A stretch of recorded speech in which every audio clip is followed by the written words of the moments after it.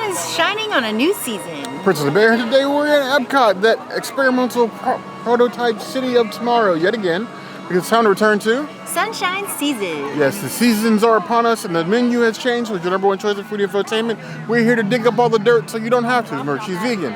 I'm not. We're always living with the land. It's time to foodie and chill.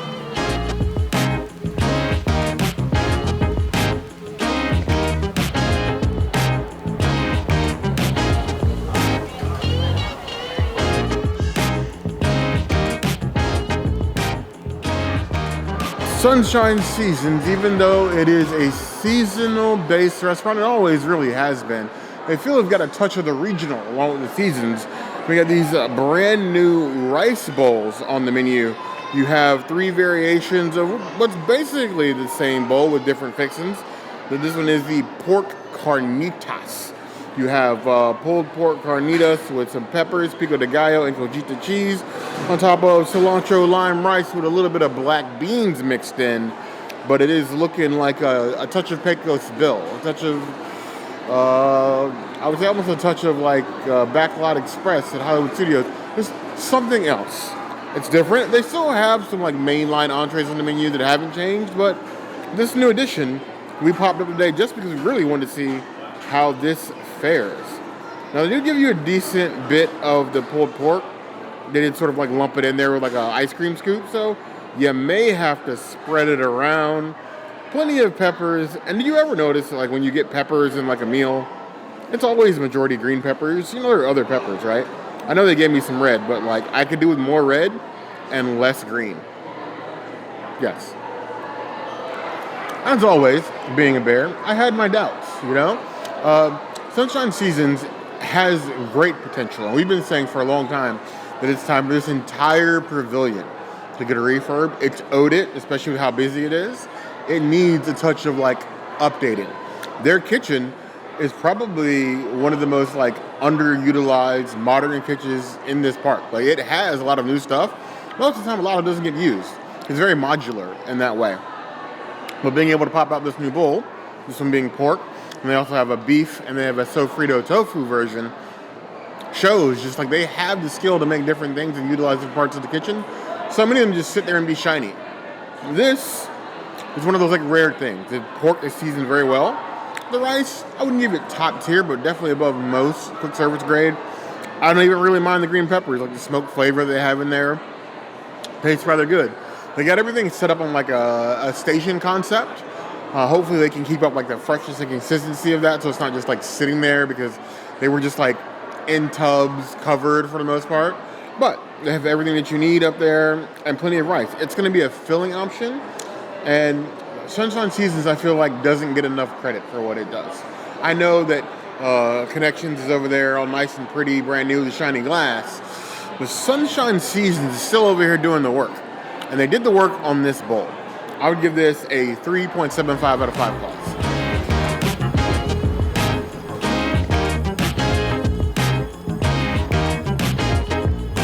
When I saw this on the menu a few days ago, I was like, oh, Bear, look, we have like a new rice bowl variation thing. And I was like, okay, I have a sofrito. So we make paella at home, and we've been to Jaleo and Colombia restaurant on this channel. Like, we know what a sofrito is.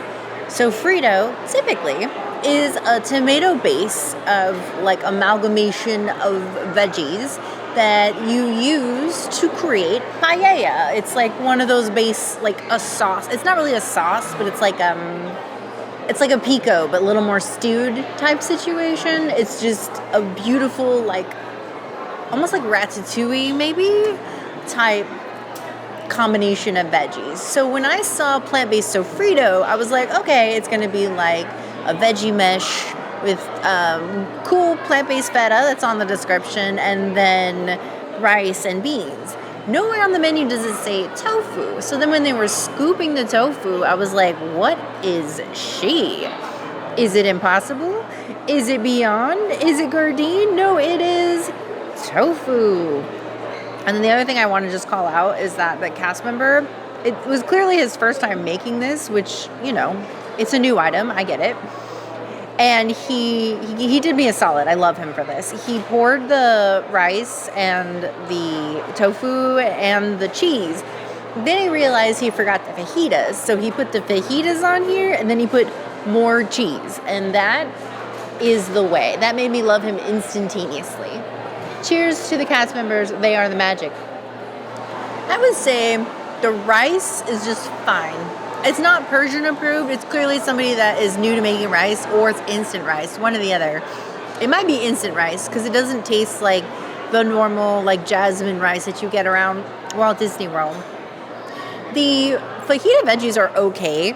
They're a little peppery for me, so I got a little bit of a kick to them, along with the pico, which, I mean, there's jalapeno in there, so of course there's going to be a little bit of a kick. I love the feta. The feta kind of like balances everything out. But the tofu is the star. The tofu tastes like it's almost like a black bean seasoning, because I didn't get any black bean in my bite, but I got like a black bean, like almost like a fermented black bean, like one of those black bean sauces in Chinese food. Delicious. I could use like extra tofu. It's so freaking good. It's giving me vibes of the rice bowl they have at El Mercado de Coronado, but they have chorizo over there, and this is tofu, and I think the tofu is better. I just think the ingredients, everything beside the tofu, the ingredients are pretty much equal to like El Mercado, which is kind of like meh. So we need a little room for improvement, but we're all just living with the land, so we give grace. I will give it a 4 out of 5 bowls. It has potential, and it needs more tofu. Sofrito. It's an interesting choice for naming this. I like the addition of plant-based feta. I kind of wish you would warn people about the tofu. Not that there's anything wrong with the tofu, but more people would come for this if they probably knew there was something other than just straight veggies in here. And then even like counting, I see 5 pieces of tofu. Counting the one that Prince ate. No, wait. 6. That's still not quite enough. Tofu is cheap. I'm going to need these Disney restaurants to quit acting like they spend top dollar on tofu. We pay, and it's way too high as it is right now, due to matters outside of our control, like $2.50 a block. Back in the day, it was closer to $1.50 or $1 a block. I'm sure that's closer to what Disney pays in bulk. Don't be stingy with the tofu. That's my point in that rant. Either way, I love that it's a nice seasoned tofu. This looks like better cooked tofu than we've got in places that have been had tofu at Disney for a very long time. Look at the color on that tofu. That is like some deep marinade business right there. It's almost like a blackened spice on the tofu, and it benefits because it matches very well with the peppers in the dish. I definitely wasn't expecting much when it came to like these bowls. I've been pleasantly surprised at level of like layers of complexity of flavor in here. Like they could have just easily just tossed Sofrito in a bowl of rice, because that's what we expected. But no, they gave us the tofu, well seasoned, coated, and marinated. And they gave us the plant-based feta, which has seen various uses but fits very well in this dish. I feel like Cantina La Hacienda has some competition for Tex-Mex style bowls. This is a straight Mexican vibe, but it's approaching that. And when you have options at La Cantina that aren't the best, plus this is inside, I don't know. You drive a hard bargain there. I would give this 4 out of 5 bucks.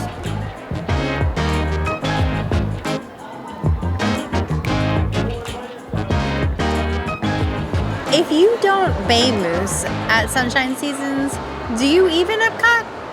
I just need you to know, because we've come here just to shove one of these inside of a beignet. Like legit, take this to Port Orleans and shove this inside of a beignet, and you will love yourself for it. You can also make this gluten-free. That will custom make you a mousse with no Oreo pieces in there, and then you have a nice little gluten-free goodness. Now, we did recently have the cookies and cream trifle over at Contempo Cafe, and that's like the vanilla version of this. I haven't had this one in a minute, so having that one in the forefront of my mind, I'm going to think about this. I do love me some chocolate on chocolate. Very delicious. And I never really thought that anything would beat this mousse. This is like the creme de la creme. But let me tell you, Contempo Cafe, they're cooking up some magic there. And their cookies and cream trifle, blows this one out of the water. And it pains me to say that because this is literally the best dessert at Walt Disney World for at least 6 years. But sorry.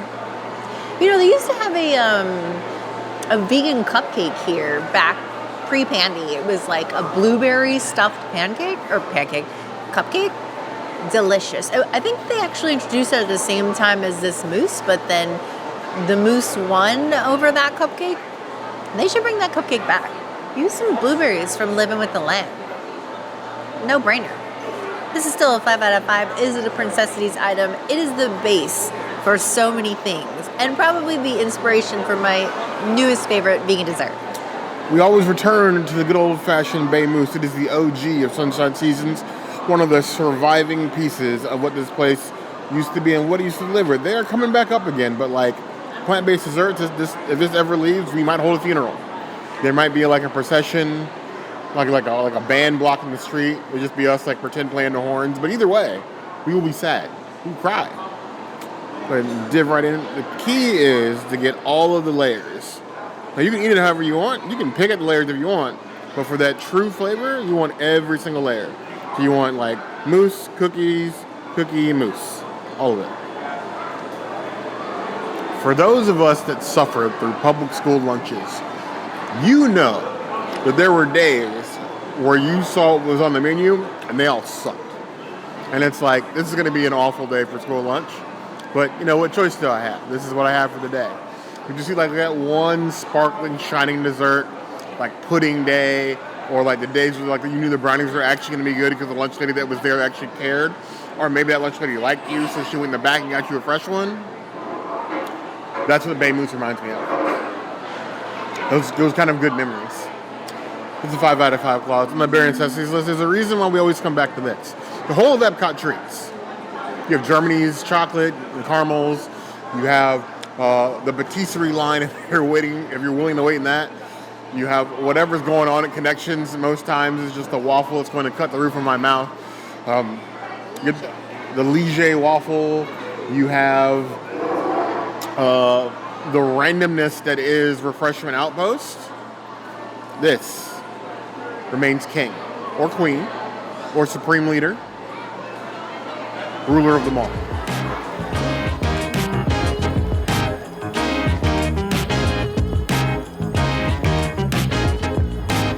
I sometimes am a foodie hypocrite. I rail against lemons in all things. Like, I am a lemon hater. I don't want lemon in most things. But when you put nade after my lemons, all of a sudden my mood changes. And I want all of the nades. I love a good lemonade. Strawberry lemonade, blueberry lemonade, plain lemonade, pink lemonade. That's my jam. And even though I'm fairly sure I've had this macaroon before, it said Mickey strawberry lemonade macaroon, and from then I was sold. I don't really care what the rest of it is. I don't care that it's yellow. I don't care about the filling really. It's just the lemonade part that sold me, and so I got it. Because why should the princess be the only one getting a tasty dessert? Typical Disney macaroon construction. I think I see some jam in there, but as usual, everything Mickey shaped, we start with an ear. It is indeed giving strawberry lemonade right down to the tart flavor, and that light lemonade you get with the strawberry lemonade, or light strawberry you get with the strawberry lemonade. The construction is clear macaroon, enough filling to give you some flavor, but not enough to feel like you're eating a whoopie pie. It's like that lesser of the pies, but quite tasty. Not as good as the Princess Baby Mousse, but good enough. I would give this 4 out of 5 claws. It's always a grand time hanging out in the land. We enjoyed Sunshine Seasons. It's probably like our OG place. We used to come to every time we came to EPCOT before World Showcase opened, and it's getting some love. I just don't like the fact that they only serve hot food from 10:30 to 4. Outside of that, I think there's a case to be made for this to be open a little bit later. I'm not saying until park closed, but like at least 6, 7 would be. 6, 7. Oh God, I walked into that one.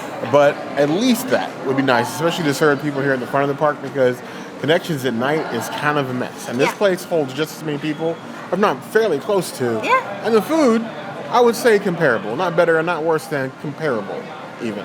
But there's still some things we saw on the way in, so we're going to go check out this booth we saw. So for you guys. come to us for one more stop before we leave.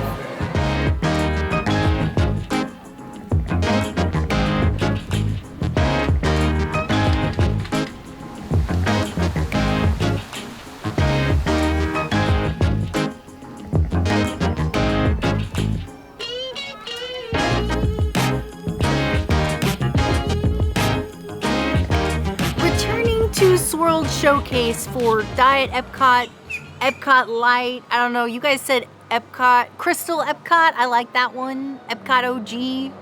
Whatever EPCOT names you have, please put them in the comments or in threads where we started that post.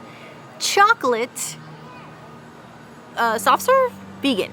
Vegan soft serve. Vegan chocolate. Vegan chocolate.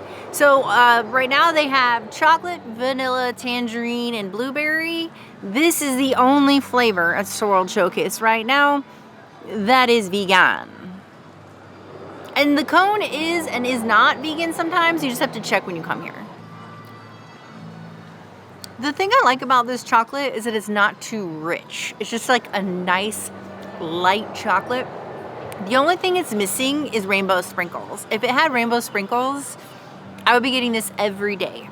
As it is, it's a 4.5 out of 5 Swirled Showcases. I'm glad that it's here. I wish it wasn't here only during Diet EPCOT. It is true, Swirled Showcase has given us a treat at the same time rebuking the name Diet EPCOT. Diet EPCOT gives the connotation that EPCOT is less than without a festival. EPCOT without a festival is EPCOT. Like, that is the template. Everything else is a bonus. If you get festival, all fine and dandy, but the pure version of EPCOT, do not disparage its name with diet or like a light EPCOT. This is EPCOT. This is Walt's EPCOT. It's everything it needs to be on its own, just like you are. Happy Pride. Dig right in to this chocolate. I'll never be this creamy, but I can wish.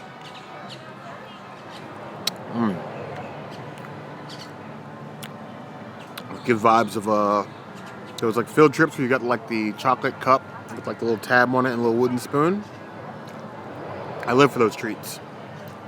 Tasty, chocolatey, cool, everything you need for a nice, cool EPCOT day.